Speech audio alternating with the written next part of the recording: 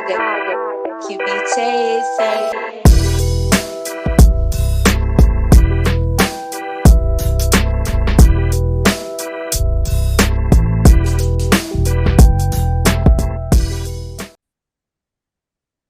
Good morning, listeners, and welcome back to another very, very special episode of the Matter Mentality podcast. We talk all things training, nutrition, and psychology to maximize your performance. Today, I'm joined by a very, very special guest for a second episode. It's been a long time in the making. I think the last time we actually shared the conversation with me as the host was 2022 after I'd finished my last show. So apparently me competing is how I get Cav onto the podcast. But we're joined by good friend, colleague, mentor, advisor, all of the titles. Coach Justin Kavanaugh, my friend, welcome back to the show and thank you for giving up some of your time. How are we doing this morning? Oh man, it's a pleasure. It's always fun to catch up with you. Normally, it's a little bit better than some of the memes that we're sharing. We get to be all serious and talk psychology, business, performance, leadership, and how to get the most out of people that most people don't even want to even try. And I think that's so cool is when we're able to do that. But in between the memes and the jokes, there's a lot of memories because there is moments that I don't think people even see the hard work that goes into some of the work that I've been able to be around you doing, which is super exciting. So it's been a lot of fun, man. Over the years, it's been great to see people that you've been able to, put on stage and at the same time me be around some of the people that, been put on podium and us kind of do that together is a rare trait from halfway around the world.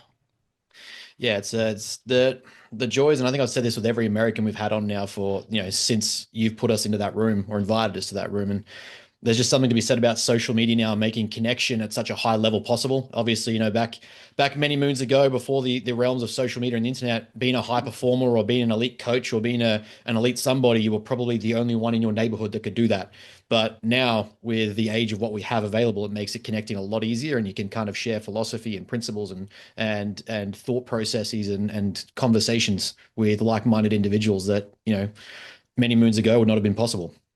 Yeah, I mean, it's kind of like what they did with Australia. Is they put a bunch of people that were a bunch of bad news bears on a boat and they shipped them over there because they didn't want to deal with them. I basically took a bunch of people that were in my world and just put them in the same room and said, hey, you know what? We're the only ones that could deal with each other.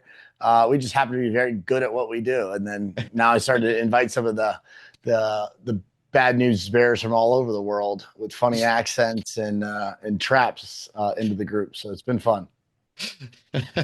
But that kind of segues to what I think is probably going to be our first question. Like, listeners we can go back to the first episode where we did the whole who is Cav, what is Cav, and what's he about, five-time Olympic cycle coach, you run multiple businesses. Six. Wake it up. It's been a long time. That was before Six. Paris, man. Six. Step your game That's up. correct. That's correct. I'm corrected. Six. I had five in my head, but it's six. So we've done many cycles of the Olympics here. We've got NFL. I mean, shoot, you were a part of it with Edos and some of the guys on the sports psych side. So, like, you would think you would pay attention. I said I'm 4 weeks out from a show. You're running this call. You're running this conversation. You got to bring the game. I mean, I've had more carbs, in the last week than you probably have had in the last month. I guarantee you that. I guarantee that is the case. But you've been across awesome. These realms. You've been across, now running multiple businesses, including across the world. You've got sites at scale as a one of the head owners there now, running and growing this software and marketing business. You guys are showing up as you still show up as coaches. You're still showing up in the mentor rooms. We've touched on a lot of the performance stuff previously, but I think the common thread here is leadership. And it's something that, I've spoken about now with a few of our other colleagues from the room because, we're all very passionate about leading, role modeling, and displaying these behaviors. Leadership is something I think is very misunderstood by a lot of people. I think we rush to try and carry the title. I think we rush to try and carry the coach word, but very few people actually live up to the responsibility. And for someone like yourself, my question goes to, was leadership always something that you were drawn to, pulled to, that you naturally gravitated towards? Was it something that, you built over time or had to identify you needed to work on? Was it something that Coach Cav or Justin Kavanaugh was, I'm the leader in this room? I mean, I've always admired people that could command a room, My dad was the captain of the City of Hialeah Fire Department, and it's really simple. It's like, he would always tell me, like you could respect the title and not respect the person, and you'll get done what you need to get done, but you may not be able to count on them when you actually need them. So as an athlete, you have no choice. You respect the coach, you understand the role, and you respect the title for the time being. But that is a status symbol that is based in a position in which is rented. And the one in which it is owned is by the person who shows up as the person that is leading through example. So if you respect the person, the title doesn't matter. But you don't get the opportunity to lead without some level of respect. Now, the title could be borrowed for a short window, but you got to ask yourself, are you willing to count on that person, or do you have to actually watch your back in the same room with the people that you're leading purely because it's just a title thing? So I've always came from the belief system is like respect the position, even if you don't respect the person. But if you, from a athlete standpoint, if I respect the person and they're in a position, I'm going to basically run through a wall for them. And I've watched that happen over my athletic career. I've watched that happen in my coaching career, where you could read the books, but the athlete doesn't have a belief if they don't have buy-in, and the buy-in comes from the relationship of the person that's leading them. So I think that it was modeled from a very young age. My mom's a teacher, my dad's a firefighter, very blue collar family. And I don't think I would have learned those principles if I didn't watch somebody kind of command a room. My dad had a unique ability to get people to run through a wall for him, even if he wasn't maybe the most technically sound coach in a specific discipline. I mean, he was a very successful athlete. He played college baseball and college football. So he had enough understanding of like sport dynamics, but then there were some areas where he just didn't know the sport, but he was able to lead, and he was able to lead through trying to say, hey, like you want this for you. And like giving that ownership to somebody else is really very powerful. And do you think for yourself in the up and coming development, because we spoke previously on the injuries that Justin Kavanaugh experienced that ended the career. Do you think that adversity and the roles that played in your life helped shape leadership for you? Do you think things like adversity and struggle or high level responsibility is integral to developing leadership as a skill, or is it something that you kind of built regardless of that? I don't think I would have had the opportunity to find out how and where I was capable if I wasn't tested.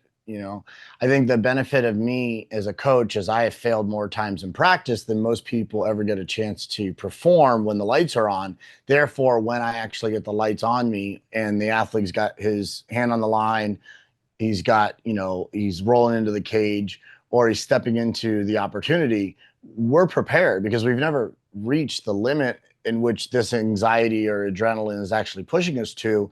We've practiced for this, we've performed, and we're not just prepared, we are almost patient with the start of something because we know that we're so ready. And it's just a very different way of thinking about something when someone's like, this is the first time they've ever experienced it, is in competition. The worst thing to be prepared for is something that's unknown in competition. The best thing to be prepared for is something that you've already seen. I've seen this before. Because your job as a leader is to have pattern recognition. This is both in life and in sport. And the better you are able to identify patterns, the better you're able to leverage and use those patterns. What's also really impressive is once you actually have a coaching eye to identify patterns, once you have the action that's taken place or the ability to step into that role, to use the pattern, once you have success with it and it becomes very predictable, you then are able to create patterns. And that's a very advanced actual plan for the athlete to basically be like, I could create the wave, I could create the momentum. And this is just very different than the way most people look at things.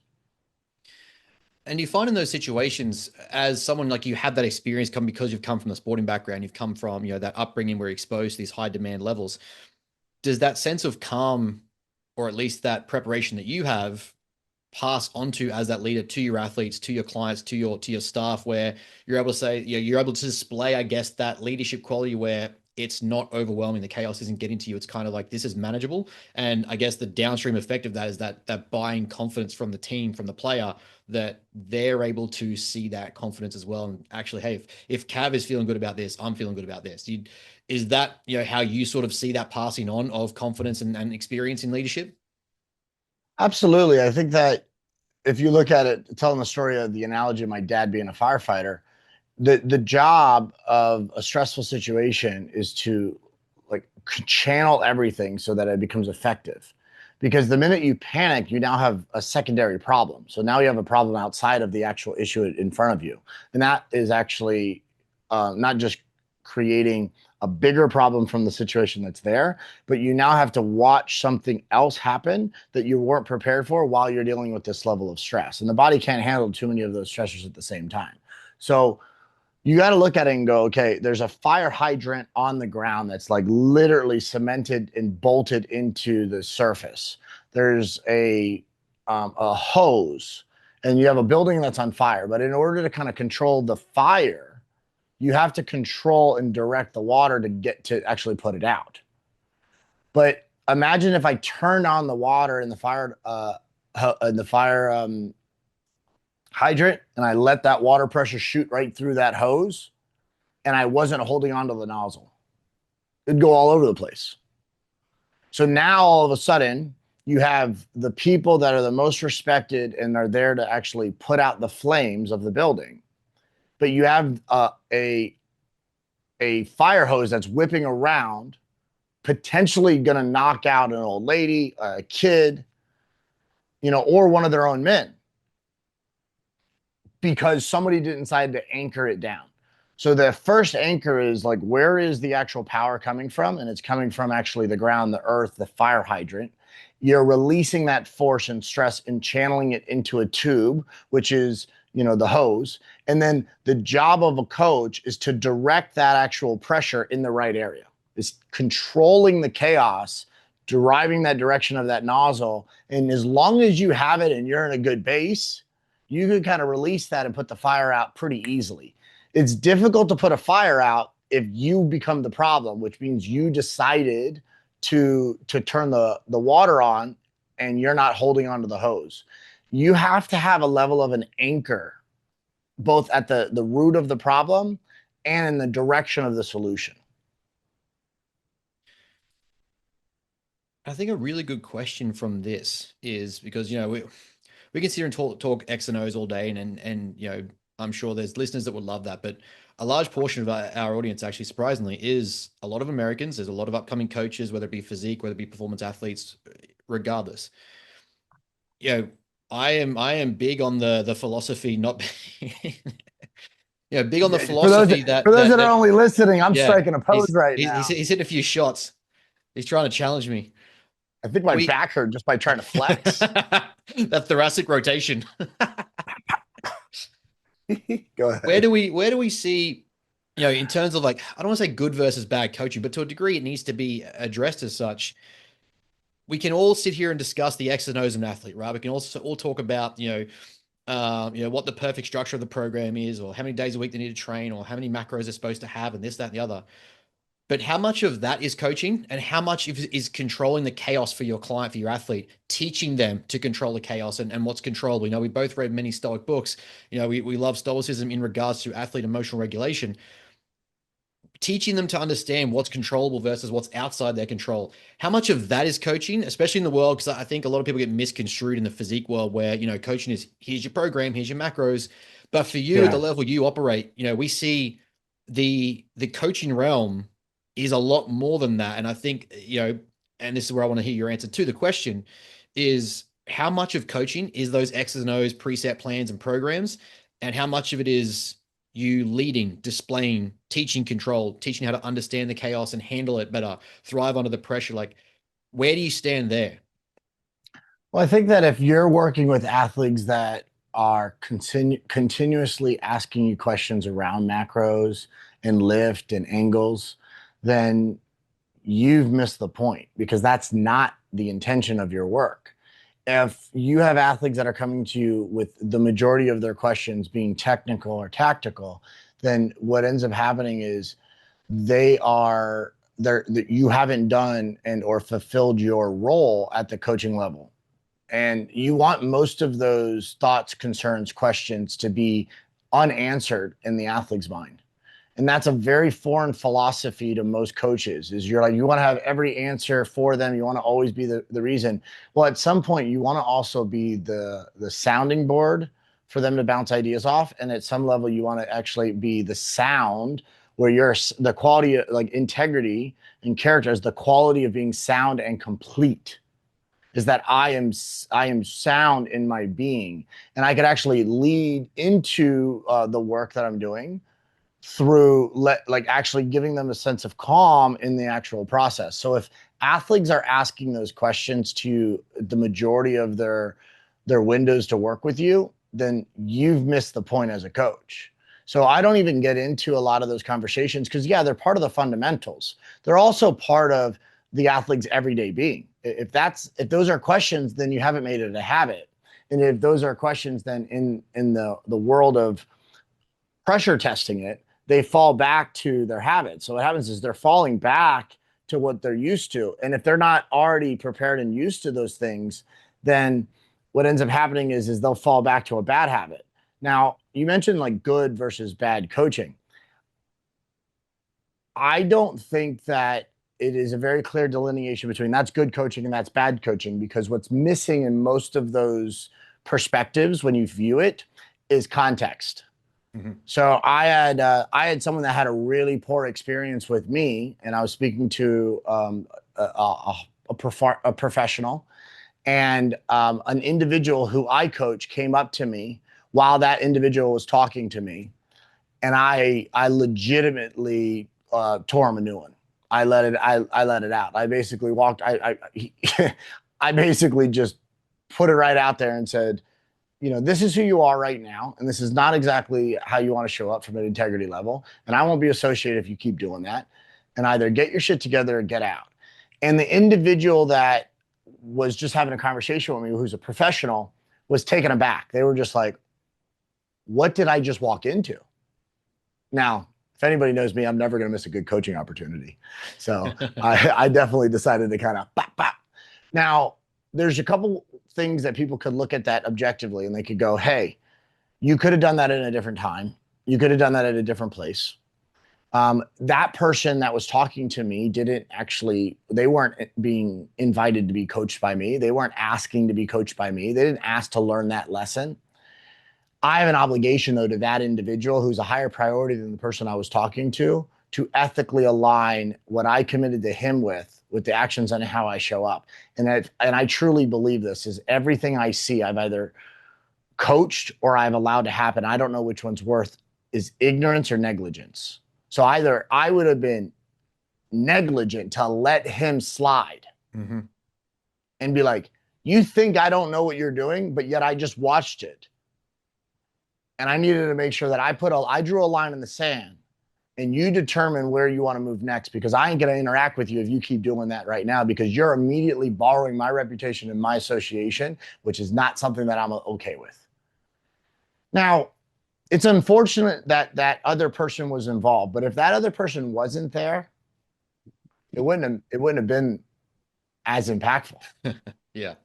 Because now the athlete's right in front of me, and they're basically looking at it and going, I can't believe he's doing this in front of her. I can't believe he's doing this in the open. I can't believe he's doing it. It's like, in my mind, it goes, I can't believe you even did that. Mm-hmm. In the open or behind closed doors, you did it.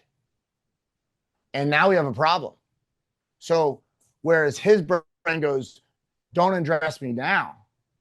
Come on, man. Like you could have done it in a different spot. I said, you could have never done it. Yeah. And because they've chosen in their mind to think about it in the sense of like, yeah, but I could have taken the coach in a different space, they've rationalized it and they became a victim. Mm-hmm. And then that person basically looks at that and goes, okay, I have a decision to make. And that to me is the difference of basically like a good and a bad coach. Most people would look at that and go, oh, you're a bad coach, or that was a bad decision. And I'm thinking to myself, I'm like, wait a second, where do you draw your line? I know where I draw my line because my integrity's been tested. I know where I've drawn my line because my opportunity for character, test have been exposed. And it's just a matter of a negotiation at that point. So once you know where you stand, you have to express that on a regular basis. If not, they won't believe in you. And the thing that happens is the athlete has less buy-in because they don't have the belief that you got their back too. And I would much prefer to be the coach that an athlete knows, like, even if he doesn't see it, he'll know I did it. Yeah. Versus, well, as long as he doesn't catch me, I'm good. Yeah. Yeah. I think that sentiment alone is a missing key to a lot of coaching frameworks and philosophies. If you can get someone to a point where, there's the helicopter parenting sort of coach, and there's the agency, I can step back and give you freedom to make decisions. But I know in what we've worked on and what I've taught you that you're going to make the right decision. Even if you say maybe you don't make the perfect decision, you're going to make a right decision. And we can learn beyond that, after the fact. But I don't have to sit there and say, well, how do I know you stuck to your meal plan? How do I know you stuck to your training? How do I stuck to your cardio? Or what time you went to bed? Or you chose to sleep instead of going out clubbing with the boys later on? I know that you're going to make those right decisions. You don't need me hanging off your shoulder.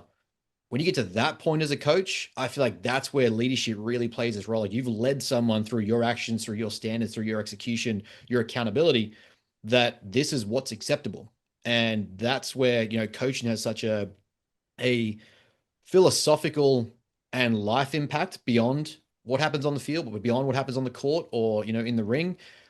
We get to make an impact with people at such a level that, I don't think people really appreciate. And I think if you're stuck at that helicopter level, it says this to me that there's something missing in your approach or what you're actually understanding as a coach. Our goal should be to kind of step away, I guess, as that agency, and give you that freedom and trust that you're going to make the decisions, but also because that athlete doesn't want to let you down. They don't want to let themselves down and uphold that standard, but they also don't want to let you down. They want to get it right for you. Is that, similar to how you kind of perceive it? No, I don't at all. I completely push back against the helicopter idea. I believe that a helicopter parent is a great example of leadership in a household with a younger athlete or child. And the reason why is because a helicopter has the ability to hover slightly behind the target. And it has the ability to actually go down at the ground floor level. Now, it disturbs the area when the helicopter is so low to the ground because the force of that wind is just pushing down to the environment, that there's a lot of disruption to the actual target. Let's call it the athlete or the child. There's a lot of disruption to that target when it's so low to the ground. But the helicopter's job is to be able to elevate in altitude so it still has eyes on the target, but be further enough behind so that there is no actual pressure, environmental change, and or stress that is in their ear, on their shoulder, so that the target could perform what their expectations are. And the job of the parent is to actually being able to hover at a high ground where they have eyes on the target, but a safe space where they don't create damage or disruption. But then when needed, being able to come back down and say, hey, I'm going to disrupt what you have going on right now because I'm going to make sure I'm close enough to throw you a ladder and you're safe. So there's a huge difference between the world's view of a helicopter parent and actually why that's so important to become one the right way. Is your job is to guide and direct your child to the best opportunity possible, just like you would as a coach, but without disturbing the environment so that they can actually do it on their own. But if you're so far away from the target and you can't see it because you're not being a helicopter, now all of a sudden you are playing a risky game. And I don't feel like as a coach, you should be one to actually have out of sight, out of mind. That is your job. That is your obligation. You owe it to them because they've committed to you to coach them, for you to be close enough to be able to see what's going on without actually causing disruption to the environment. Now, that doesn't mean I'm so like where disruption to the environment comes at the human behavior level is in the need to see the work versus see the evidence that the work was already done. And I could have milestones and checkpoints along the way as a helicopter with high altitude vantage points so that I have perspective without actually disrupting the trees and people seeing that I'm even close by actually analyzing that target. So I challenge the statement of helicopter parents in a global sense. And I think that the ability to be able to go up and down as needed based upon the circumstances, I want to be able to know that I'm at least there. I like the way that you framed helicopter parenting, because in the way in which I was describing it, I guess would fit more as like I'm purely over your shoulder the entire time, watching and doing and describing everything you have to do.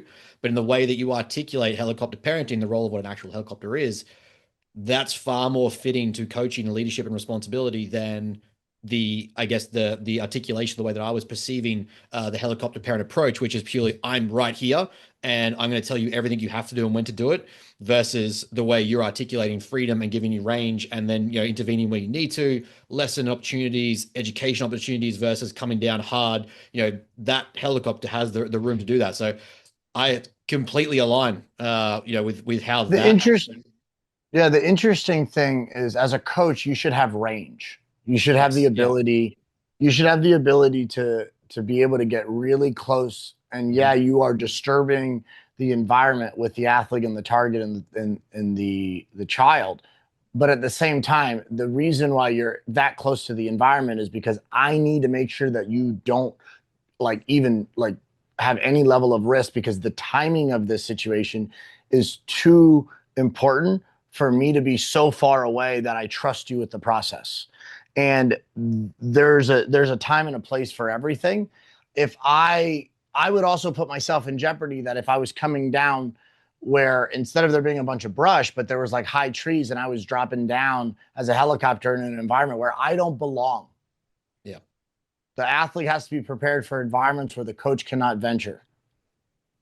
And as a parent, if you go into an environment, as a coach, if you go into an environment where you don't belong, and the athlete has to be able to handle that too, like you don't belong in their girlfriend's text, you don't belong in the night out with the guys, you don't belong into your kid's classroom in certain environments. So you got to know what the environment is and where does it suit you and support you. So what we run into is helicopter parent at the analogy level is when people feel as if they belong in an environment that is actually not suited for them. And that's very dangerous, because imagine if you put, a helicopter, into a jungle and it was going to come down and there, instead of brush being down, it was actually a whole bunch of, trees. And they're like, well, I could fit in between here. I could fit in right there. Listen, there's not a lot of forgiveness when you're in an environment that you don't belong.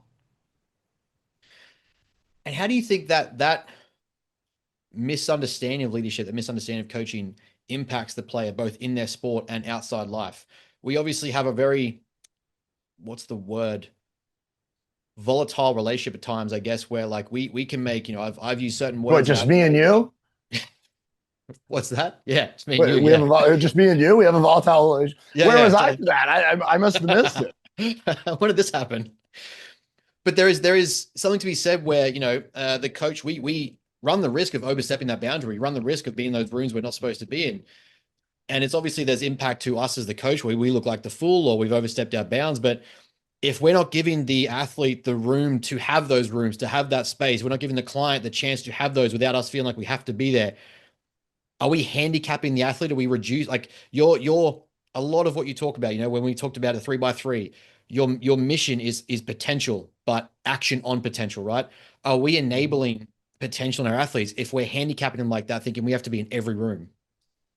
Yeah, I think not only are we handicapping them, we're handicapping ourselves, because we don't know where our level of awareness is around their actions that are lagging indicators. So as a coach, I believe that you need three things as a coach, first and foremost, and you could take this into leadership for business as well, which is number one, you need to have perspective.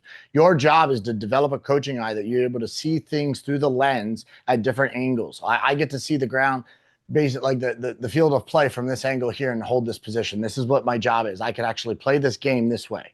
Then I could have this kind of like, sideline view or where I could actually view it from a very close proximity, but it's a different angle. And I'm on the sideline now. Yeah, I can still communicate with my players and I can communicate with the guys that are on the field. And my ability to actually communicate is right next to me and in front of me. Whereas my ability to see as a player is right here. It's victory, right? It's my eye contact point. This is my vantage point. But if I'm in the coach's box, now I'm up there, at the top. I'm looking down on the field. My ability to communicate is not as rapid as that I would like. My feedback loop needs to be in like almost consistent with a cadence where they know when to grab the phone, because the easiest thing to do in that relationship is just hang up. So I also don't have any conversation with the athletes that are on the field. I can only address the athletes that are on the sideline. And if you don't move different positions, you are going to be very myopic in your perspective. And your job is to be able to have like the ability to create range similar to the helicopter at a super low level and at a high level. But the further you get away from the target, the more your coaching intuition kind of comes into play and going like based upon where he should be and his path and the actual terrain and the landscape of stress and his historical past performances with his preparation, he's supposed to meet this milestone at around this window. So I could back up and never be even seen and still understand what's going on. But if you don't give yourself that space as a coach and give the athlete the space, what you're doing is you're limiting your own ability to grow as a coach, to understand timing. So you have to test the waters. And then every once in a while you get too far away and you're like, oh, I got to get a little closer. That boy done fucked up. And you see this all the time because, a rice cake is a really good thing if you need to fill the stomach and the void of just chewing without the calories. But if you tell somebody like, oh, don't worry about it, just have a rice cake or have some peanut butter, people do not realize like how many calories in something so simple. And Connor's one of not tall Connor, like NFL Ohio State Connor. We did a challenge with him, and you'll love this. Justin Harris was doing the nutrition, and we did the challenge for him, and he was eating perfect every day, all day, but he just needed that little sweet tooth. So he took one Hershey Kiss every night before he went to bed, and he just like let that thing melt in his mouth, and he enjoyed that. And I'm like, for 3 months, do you know how many calories that you've added up? Like, do you understand? He's like, yeah, but it was just one Hershey Kisses. And I'm just like, 34 grams of sugar, man. Like, what are you talking about? Like, do you understand what you just did? Like, you've wrecked the entire plan by just this one moment of not being strong-willed. And if you always rely on a strong will to protect the athlete or to protect the situation, you're going to find out really quickly that athletes do not have that strong of a will when the pressure gets to them. Yeah. So your job is to be like, get that away. And what you could do is like, you just eliminate things from the environment so that they almost can't fail. That's part of your job. The key in a lot of young coaches is they are all about adding things. I want to do this. I'm going to do this. I'm going to do this. And they keep adding things. Strategy at the highest level is removing things. Yes. And that's what most people don't understand. And this is why when people that are amateurs, both mentally and or physically in a performance world, when they work with coaches and the coach is actually doing very little with them or they're removing stuff, they don't realize like how much experience that coach has. Yeah. Because the amateur coach adds things. And you add a lot in the beginning. Strategy is all about like basically putting everything on the line, throwing the kitchen sink out of them. And then as we get closer to those environments, it's all about pulling shit away. A really easy example of this for listeners. especially in the physique world, is as we get closer to a stage, we've thrown everything in the kitchen sink for the comp prep, for everything to go well. And we get to a certain point, we start dialing in the nutrition so well that, on average, an athlete leading into peak week might only have 10 different items in their grocery inventory. They're eating the same 10 things for about 7 straight days. We're removing more of the disruptions, more of the inflammatory foods, more of the things that will struggle with digestion, stuff that hasn't sat well. We're pulling that out because I just need the stuff that works, that is going to load you properly, that's going to digest well, that's going to absorb, and you can train on it. That might lead to 10 to 15 items on your plate, or on your grocery cart, and that's it. And it's as simple as that. A lot of the times where, we're pulling back, or removing things more often than you realize. And, that simplicity reduces a lot of chaos and stress. And I think an additional point here that you are known for, and it's something that you love as much as I love it, and I think it's been an integral part of developing my coaching framework, is systemization. And one of the things that I truly believe is powerful about systems as a coach that you instill in your athletes is creating systems that reduce or take away decision making, or like, short term, or I guess like on the spot thinking that, creates, instead of thinking about the Hershey's Kiss, you just know it's not part of it. Here's the system, here's the execution, here's the thing. Those decisions are made for you, or the system allows those decisions to be made, so you save your thinking for stuff that matters. Stripping back a lot of those, not as essential, non-essential, not as big sort of thought processes, leaves the athlete with more capability or more cognitive bandwidth to be able to do other more important stuff. And I think for yourself, you're someone who's quite heavy on systems as well. Do you find that when you talk about, removal, is removing that sort of mental chatter, those thought-making decisions that aren't really important, something that you attest to as well? 100%. And the reason why is because whenever you give like a younger athlete like this, they have an ambition to go achieve something. Your job as a coach is to collapse time. Yes. You want them to be able to get there faster working with you than if they were working with somebody else. Mm-hmm. So because the result is already predetermined. If the result's not predetermined and they're just saying like, I just want to achieve my best, then it's a little harder. But what you're trying to do is say, hey, you're trying to collapse time. So what you need to do is you need to give them guidance. This is the direction you need to go. And then you want to give them guardrails. So the guardrails are actually the system that allows them to say, stay in between these lines. Well, what happens if I get out of those lines? Well, if you follow the system, you would never get out of those lines. And momentum actually is what puts you back on track. So if you think about like a train, if a train's moving and then a rock was there and it just kind of like one of the things basically just slid off of the track. So it kind of like bumped, you got a little, sparks, and it kind of popped off the track, but the train was moving faster. It gets naturally realigned and pumped back on because the system of that rail has other single points. So there's not a single point of failure. And the system is protecting that one thing, then bouncing off. But what happens with a lot of young coaches, immature coaches, or younger athletes or immature athletes, and I put them together in the same bucket because young and immature are not the same. Mm-hmm. You may have somebody who's biologically and physically and mentally in a certain age group, and you may have somebody who's basically making decisions like they're a child because they don't know how to make good decisions. And you see this all the time in coaching. So I kind of like equate them to their experience, but then also like at the wisdom level, what's their maturity from making those decisions?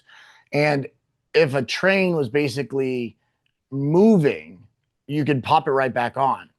What happens with a lot of younger or immature athletes and younger and immature coaches is they basically stop. So they say, oh my God, that thing popped off the rail, let's stop. How hard would it be to get that train back on the track if it wasn't moving? It'd be damn near impossible. You would need a forklift, you would need an entire system, you would need to crack that thing right back on the track. And the amount of work that it takes to fix something that's not in motion is so hard. And this is contrary to most people's belief, is because what a really good coach is capable of doing is being the mechanic while the car's on the highway. But most coaches are like, wait a second, let's go back to square one, let's work back. And when we have to do that all the time, and hit those reset buttons, it's because the maturity of the athlete is not actually at the level in which the work needs to be done. So we want to be a coach that's capable of doing mechanical work while they're on the highway. And my dad, being a firefighter, you look at, the paramedics of the world, it's street medicine. So you don't want them to ever do plastic surgery on you, but you want them to save your life.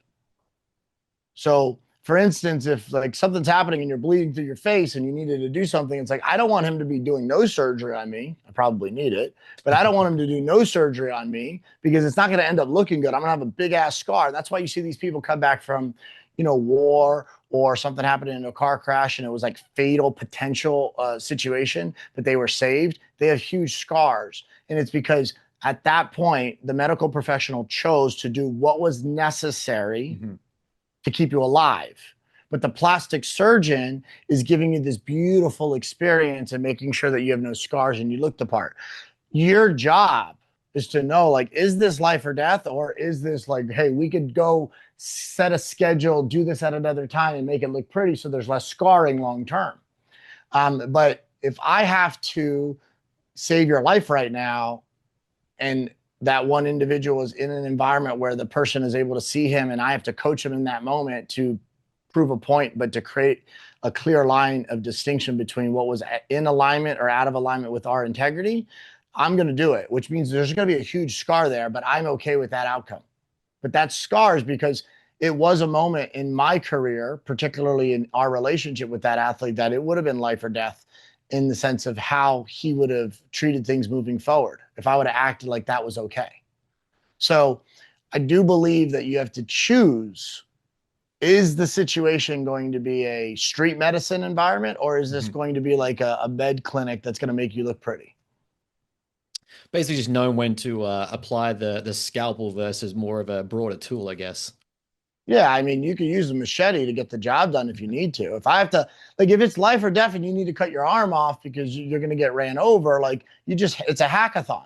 But, if they're basically saying, like, hey, like, I still need to do this, well, then they'll go in there and nicely do what they need to do to make sure that there's the least amount of scarring, the least amount of damage, and the least amount of emotional trauma. Well, I don't deal with people that have emotional trauma. Like, I give my people emotional trauma. No? But it's like, hey, you've chosen to pursue excellence.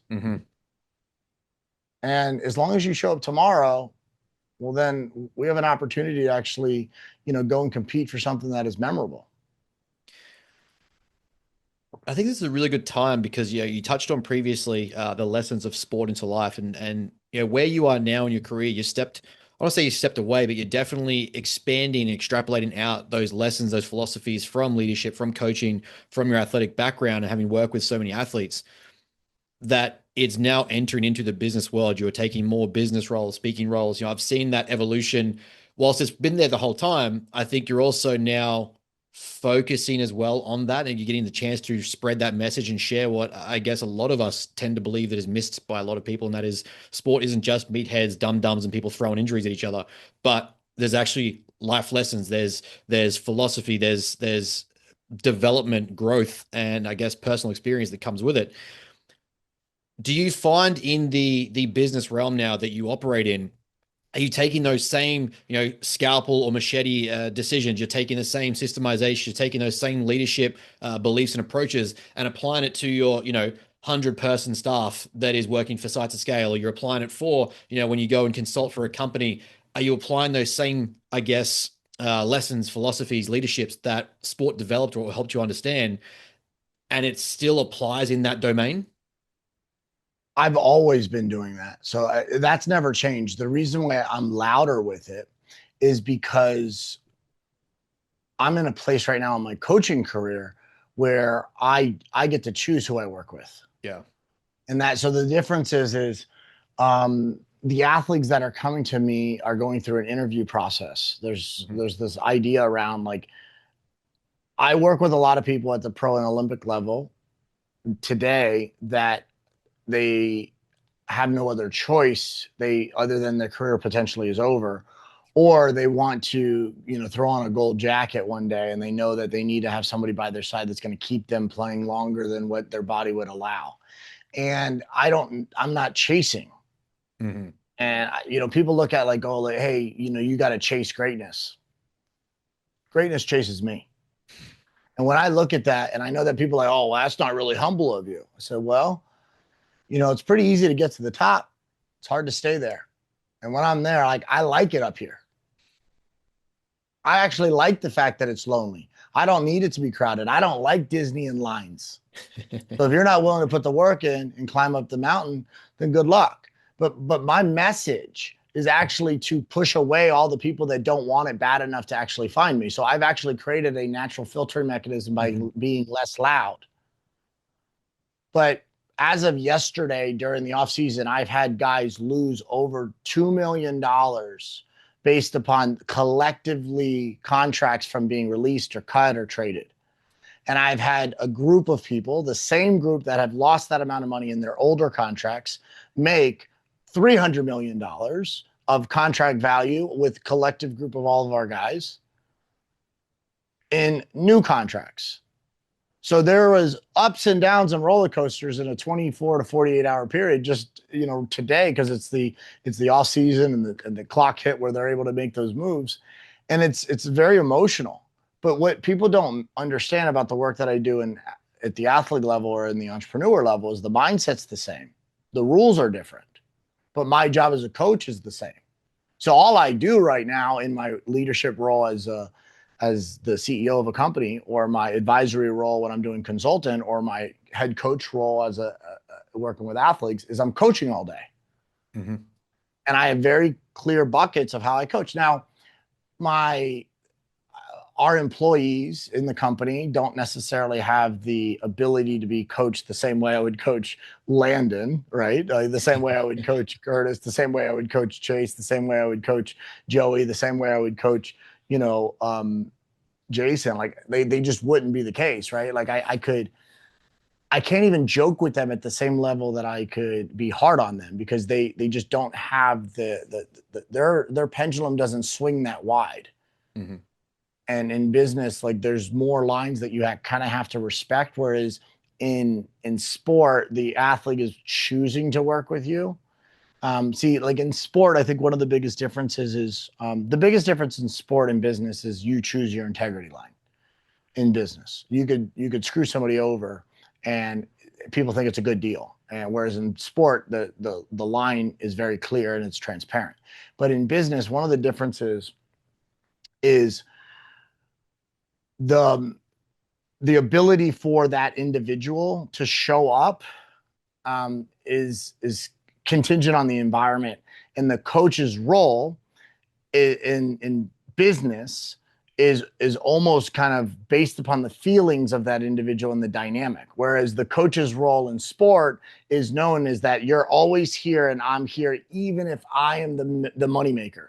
So for instance, the moneymaker in sport is the athlete. I don't make nearly as much money as the athletes that I coach. I wish I would. Give me part of that $300 million pot that they've been able to get into. But I mean, they know damn well I'm in charge. And the reason why they know I'm in charge is because they've put me in charge to protect their both investment, which is their body, which is their mind. And in the business world, the entrepreneur is in charge. And he's taking the coach and he's saying, hey, what's your vantage point? What's your scene? What do you think? What's your viewpoints? And you're in a different spot. That I struggled with for many years. I still struggle with it today, because part of coaching is understanding that you're trying to protect them from the things that they don't see. So if an entrepreneur doesn't see those things, what ends up taking place is they basically push back against you, and that resistance is there. The resistance that the athlete gives you, you have to decide like at what level is the risk tolerance. Whereas the decision that to not listen to you as an entrepreneur, the risk is a mistake or financial gains or something like that. But nobody likes to be told, I told you so, especially very successful entrepreneurs. So it's our job as coaches to basically say, hey, I know where you're trying to go. You're trying to be here, but you need to have awareness of where you stand today. I have a better path to get you to where you're trying to be. My job is to close the gap from point A to point B, and to be able to help you with a better path that is less traumatic to your body, mind, and spirit, and to the rest of the team.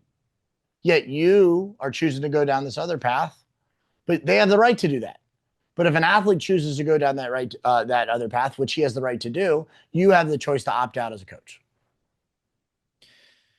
And I guess a big part of that, when you look at it, really is falling on the responsibility. Once you get that guidance, you have that coach. I always find it's quite interesting in the physique world. There are a lot of people, whether it be just general lifestyle clients, whether it be physique athletes, they'll hire a coach to say they have one. They'll hire the mentor or consultant to say they have one.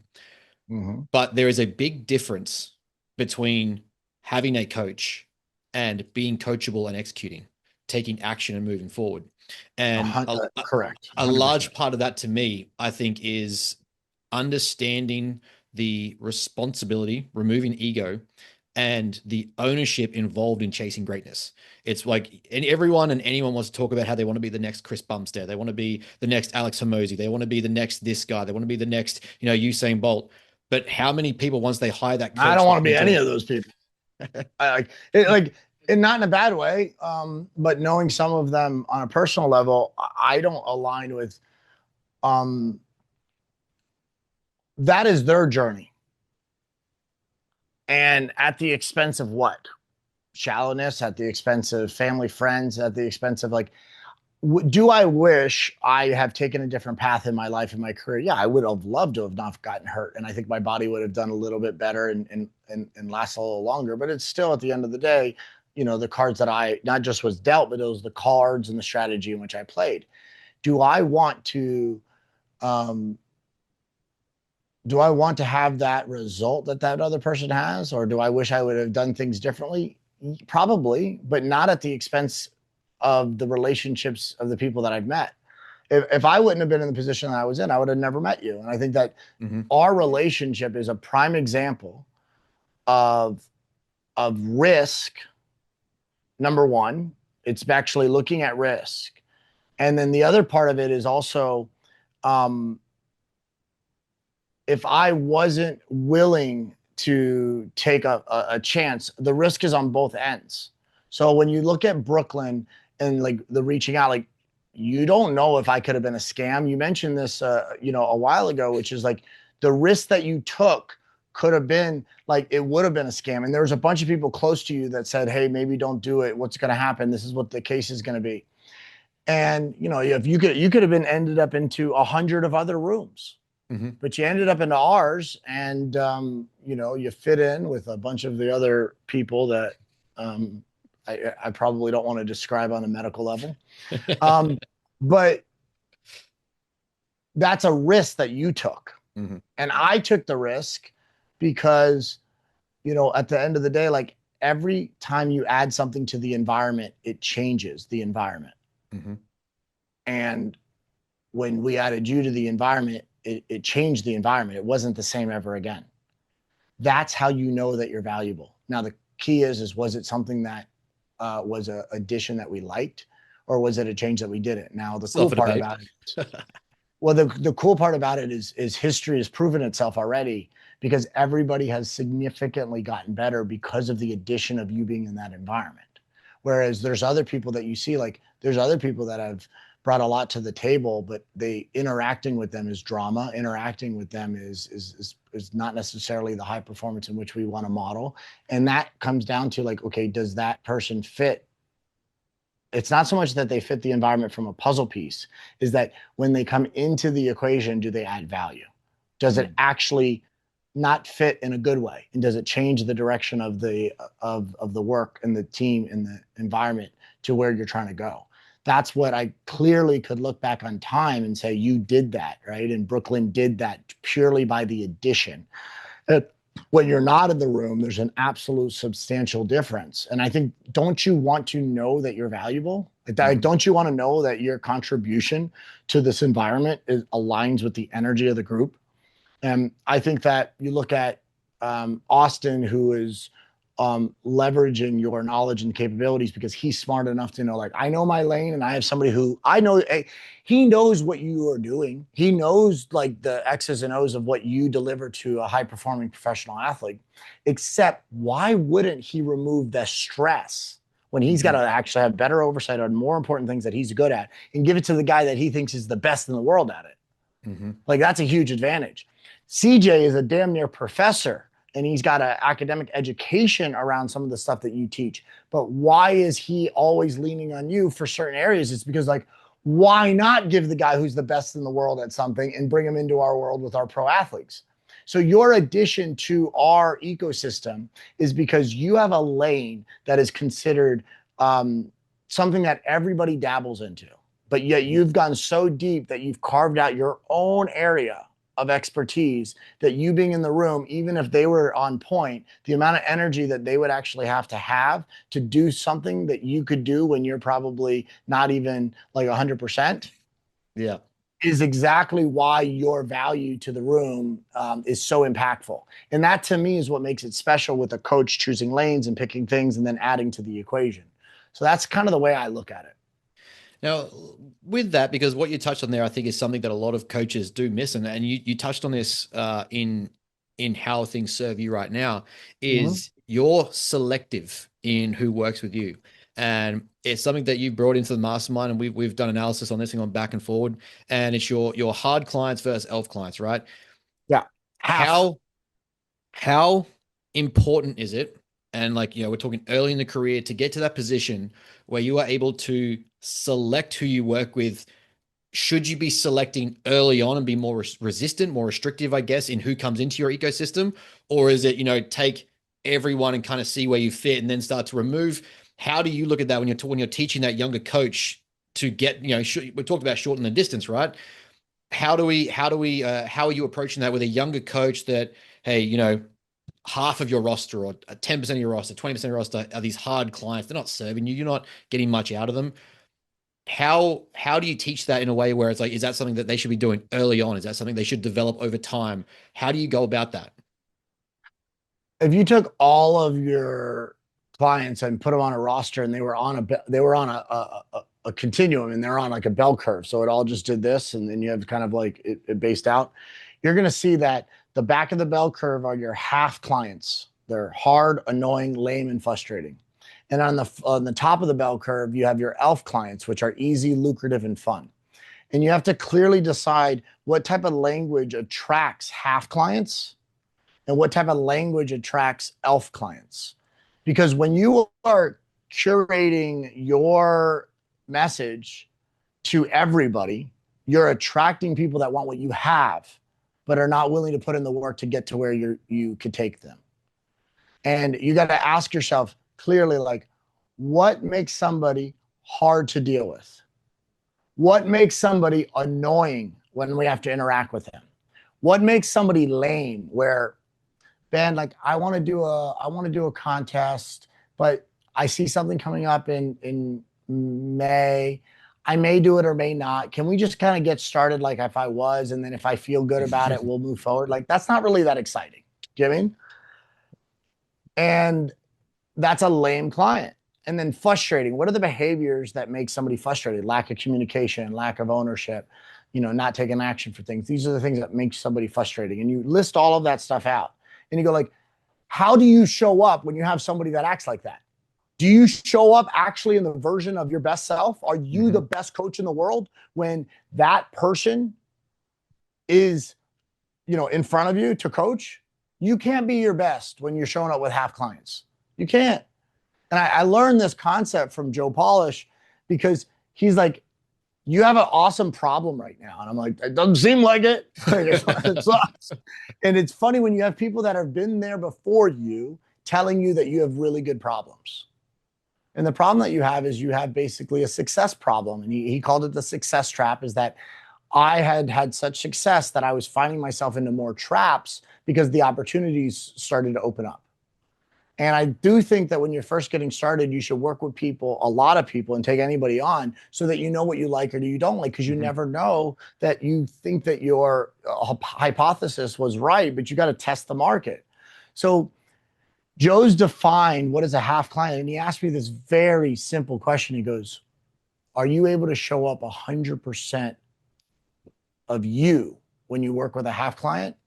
And I'm like, absolutely not. He goes, exactly. He goes, you show up as a half coach when you deal with half clients. But when you deal with elf clients that are easy, lucrative, and fun, and you diagnose what makes them easy to deal with, you diagnose what makes them lucrative and profitable, because that actually gives you the ability to have economic value and success within the relationship. And then what makes it fun? It's the fact that this guy's not going to be so uptight. We're going to be able to shoot the shit with him, and he's going to be like, okay, and he's going to do the work. Like there's nothing worse than joking with somebody and him having a fun personality, but he doesn't do the actual foundations of the work that needs to get done. Or there's nothing worse than you deal with somebody who's like, he's so meticulous and he's got to do it all the right way, but like you deal with him and it's like talking to a fucking wall. So you got to clearly define like who it is that you want to work with and what does that actually, mean. Then when you put that out to the world, you will do nothing but attract the people on the top of that bell curve, and they're only elf clients. Yeah, that's something that I think is missed. Yeah, it was great when you taught that to us. It's when you go through it, like you want to serve everybody, but you can't serve everybody at your best self and your best effort if half of them don't want to be there or half of them have to be dragged along. Like there's a certain degree where we as leaders, we lead from the front, we put our best foot forward and we try and take that action. But if I've got to drag you, it's taking away from my value to the rest of the people that are with me and the rest of the people I'm taking care of. And the ones that are showing up, I can't give the energy that I do have to them, especially as a coach like me right now, 4 weeks out from a show, I am managing my energy for as best as I possibly can so that as a leader, I still show up for everyone. But if I've got clients that are, and this is not to say that asking questions or being curious or, wanting conversation is bad, but if you've got a client, you got to drag them for days at a time versus, you've got a client that they're showing up, they're ready, they're good to go. They're taking initiative, asking questions. It's a lot easier to take care of that many clients than it is to drag 5, 10 of those hard guys that are like, yeah, I want to see you succeed, but it doesn't seem like you want to succeed. I think that's a big thing that people are lacking in the coaching games, understanding that. It's like it's not wrong to want to bring the best and help people reach their potential and get that, achieve the potential they set out to achieve or that they say they have, but they themselves have to put that action into it, right? Mm-hmm. I also think it's something that's really important for people to understand is that how are you showing up to the other clients, because you have one half client, because you don't get the same juice when you're working with somebody who's pulling you down. Mm-hmm. If you're dealing with somebody who's hard, annoying, lame, and frustrating, and then you have to like turn the corner and work with somebody who's amazing, you don't really have the same level of energy. You're almost like kind of internally bitching to yourself about the client that's actually great, basically saying, I wish I had more people like that. But instead of actually just treating it like, oh my God, I'm so glad to work with you, it's I've actually said that in my head, which actually lowers how I show up to that individual. See, I think that what you're talking about is the same thing that happens with people that are victims and don't take any action, and people that are trying to actually have victory on the podium.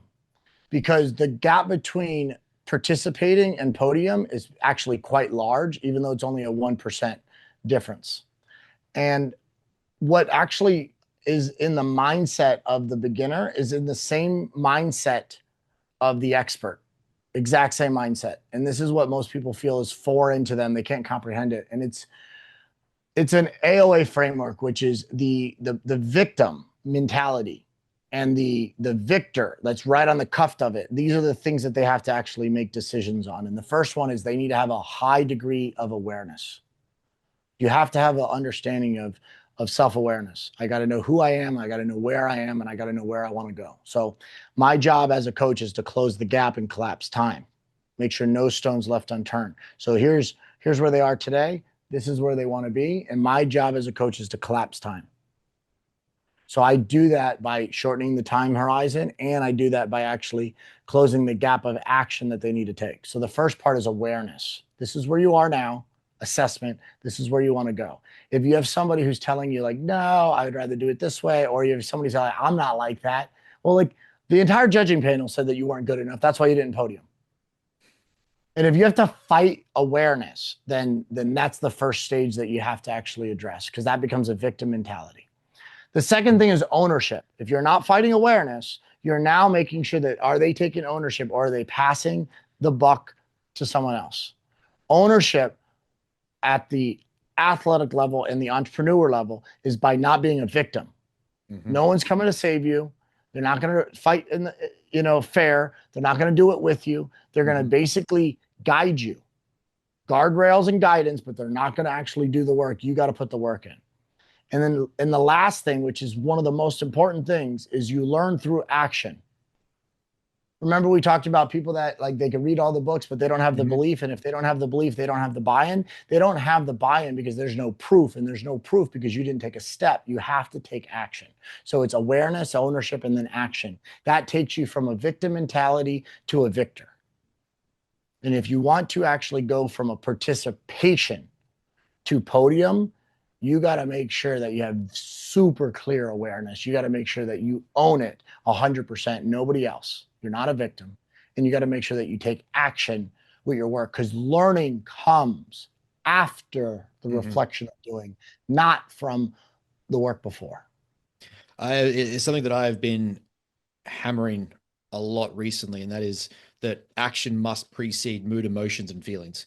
And in all of the literature I'm reading, you know, people by now at this point understand my degree is literally clinical psychology. It is behavioral science, understanding the psyche of people. In spite of how you feel, the people that I see achieve the best results, the people that I see get the most out of life and the most out of their endeavors they are pursuing, it is more often than not, unquestionably, those who take action first.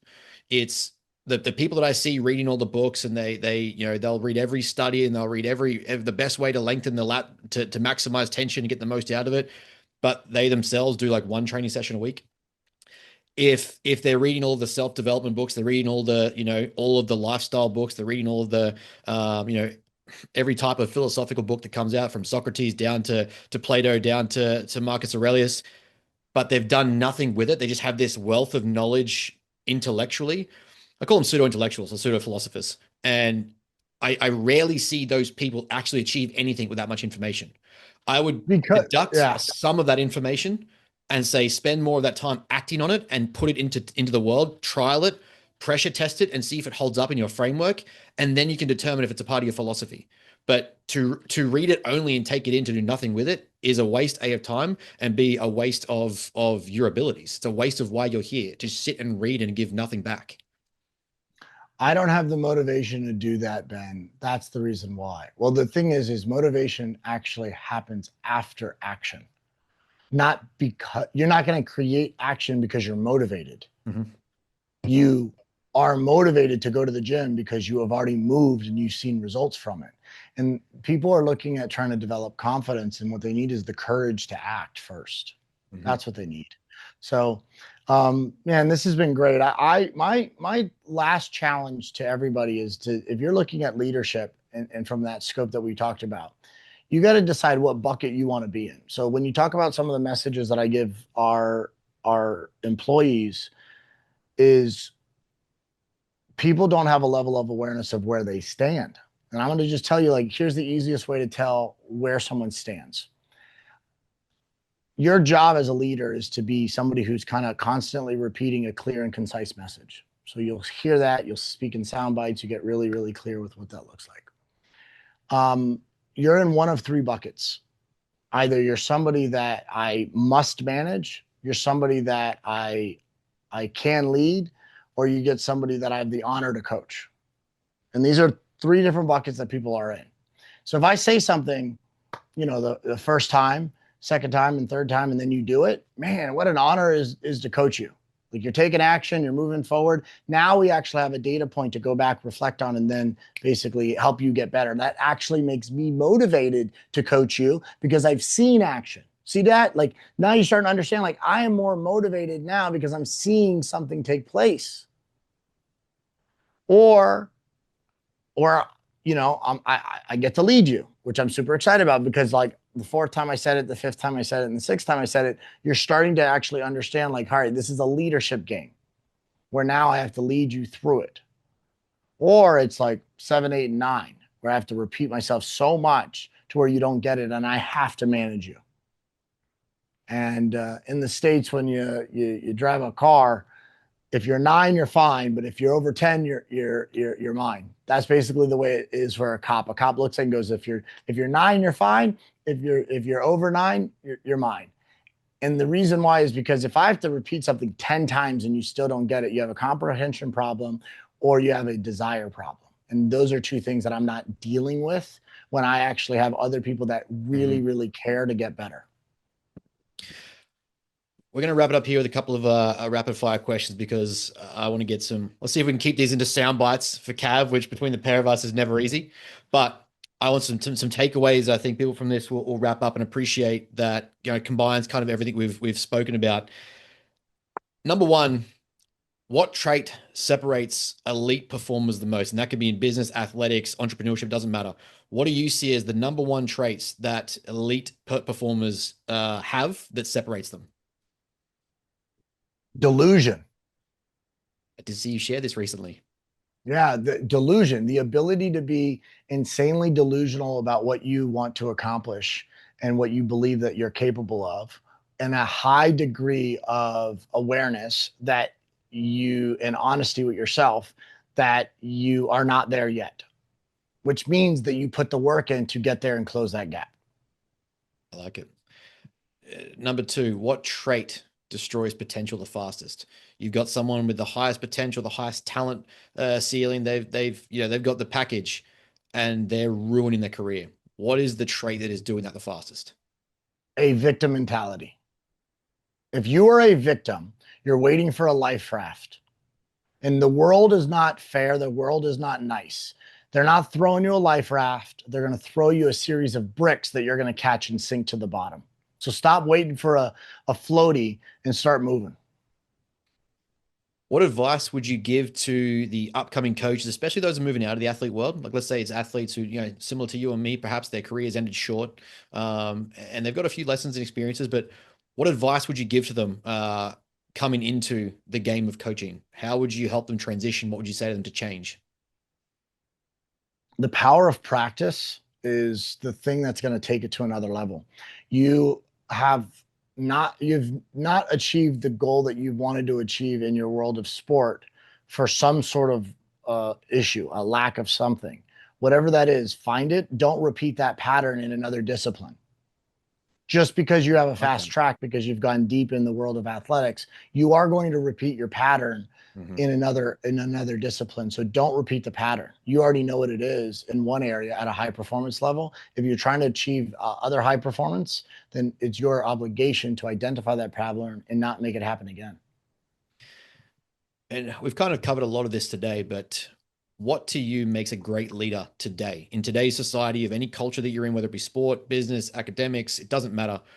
What is making a great leader today? And what is, I guess, something that people are lacking that they need to hear?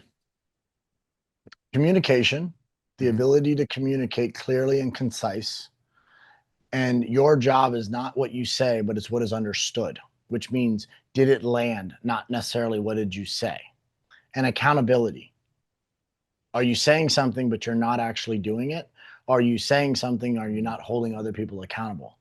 Your job is to respect the people that you work with. If you don't respect the people that you work with, then you won't hold them accountable. But if you really respect the people because you believe that they're meant for more, then I believe that you owe it to them to hold them accountable.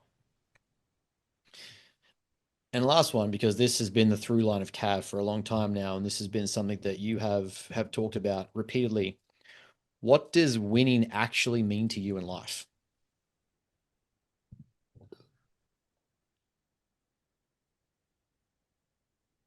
You're choosing your journey. Nobody else. We don't want to be a victim, and which means that no one chooses our goal for them. Now, as a coach, your job, in my opinion, is if the individual entrepreneur or athlete comes to you and they don't have a super clear goal, you give them a goal so that you could get some action going, and then you could actually figure out the bigger purpose, because people are in different stages. To me, it has nothing to do with winning. And that's the interesting thing. It's not about winning. Winning is a state. It's a constant thing. Like, I want to see you win. And I define it as just those three letters. And the difference between winning and just a win is that we're always on to the next thing. We're never content with where we are, but we're content with the path that we're on. And greatness is not about winning mindset or winning. Greatness is about looking at it and says, I know how to win because it is who I am. It's the presence of who I am. It's about you looking at it and going, I've made a decision around my identity because it's who I am now. It's not who I'll become. I'm embodying the nature of what I want to be by acting it now. Because if you act as if, you will become those feelings and those thoughts. So, this idea of winning versus I know how to win, I know how to reverse engineer where you're trying to go is very different than basically saying, like, I'm always winning. Like, no, no, no. Like, the art of learning how to win is understanding how to learn from what a world loss looks like, but not a loss to you. Because I don't think losing actually builds anything. I don't think it builds character. I don't think it builds momentum. What I do think it does is it gives you a lesson, and it's your job to basically say, okay, all right, now I know what the next step is. So my goal for you is to win the right way. Yeah, man. I mean, those 5 questions alone, for people listening and understanding the takeaway here, really, like you've just heard from the guy that wins. You've just heard from the guy that's been in this, like you said, 6 Olympic cycles, running multiple businesses across the world. Literally, the guy is traveling 7 hours north of us here several times a year to see his staff and his team. He can't make the trip the extra 7 hours, but we digress. But you're getting real time understanding of what leadership means, of what business means as a coach. When you're wearing that hat, it's not something to be taken for granted. I think this is a big mistake that people make in our fields. We put the C next to our name. We want to be titled as the coach, or we want to be titled as the captain. We want to be titled as the star athlete, but we don't understand the responsibility that comes with leadership. And there is a lot of pressure that I don't say pressure. I love it. I live for that. Like, you could call it pressure, but I am excited by it. When I get a chance to lead properly and actually put my guys in the best position, I love it. But there is a responsibility that comes with that. And I think, as you said, the AOA framework, when you look at it, ownership, action, these things are integral to leading properly and actually helping or achieving the responsibility you are responsible for achieving, and putting your people in the best position. You can't wrap it up much better than that. Even just those last five answers, you can't really summarize this conversation any better than that. Stop just wearing the C next to your name and thinking that's enough.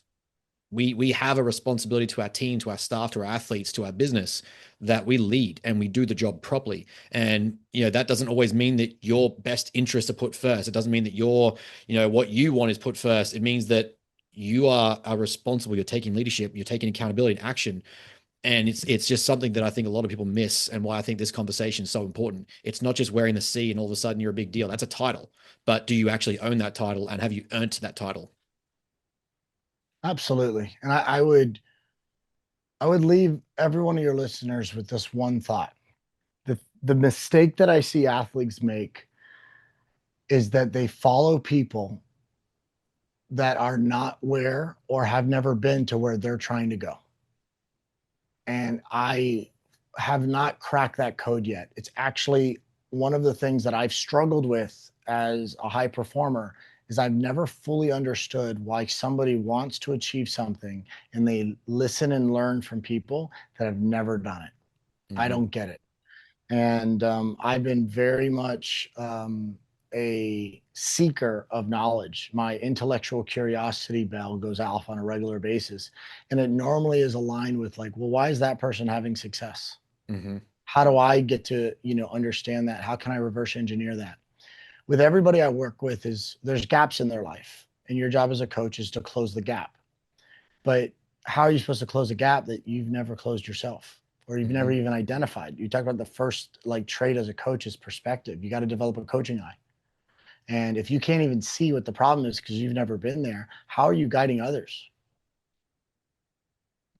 Yeah. I mean, we could open up a whole nother can of worms on that topic alone, but we will wrap it up there, my friend. And I just want to say, it's been a long time between drinks of us jumping on and having a chat on my end. Obviously, we had some very great conversations in studio over in DC, but it has been my privilege. It has been my appreciation to have you as a mentor, as a coach, and learn from you in leadership and develop the responsibility and the traits that we have. Take action, ownership, accountability, the things that you have taught along the way that have allowed us to do the things and be in the rooms that we're in. You know, I can't be any more appreciative. I know Brooklyn is just as appreciative, but it's been what, 3 years, and it feels like it's been a lifetime, and there will be 10 more to go, 20 more to go. You know, there's weddings to appear to and things to show off for that. You know, your leadership has led to bigger relationships than just whether or not we have a coaching, you know, conversations. You've become an integral part of our life. So to me, it's a massive thank you for what you've given us the opportunity to do, and appreciate you jumping on and having another chat. Absolutely. Thomas is looking forward to the next Lego, and we're pumped on our end. So I appreciate it. Thanks so much, man. Miss you.